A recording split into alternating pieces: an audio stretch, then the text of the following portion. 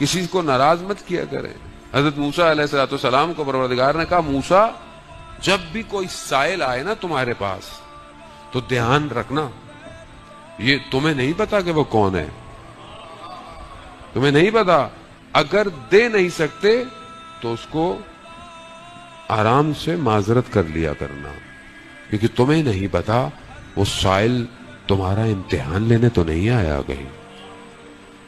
اب زندگی یہی ہے, ہم ایک دوسرے کو نہیں پہچانتے. رسول خدا مسجد نبوی لوگ بیٹھے ہوئے ہیں, صاحب بیٹھے ہوئے ہیں, ایک شخص اچھے کپڑے پہن کے بیٹھا ہوا ہے, ایک غریب بدو آیا, اس کو جگہ نہیں ملی, بڑی مشکل سے بیٹھا, تو یہ جو اچھے کپڑے پہن کے بیٹھا ہوتا ہے اس نے اپنے کپڑوں کو سمیٹا, کیوں کپڑے خراب نہ ہو.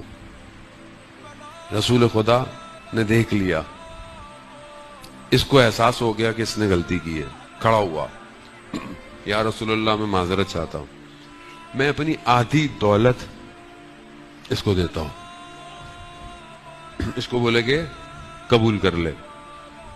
وہ شخص کھڑا ہوا, کہتا یا رسول اللہ مجھے دولت نہیں چاہیے. کہا کیوں؟ کہا میں نہیں چاہتا کل میں بھی ایسا کروں,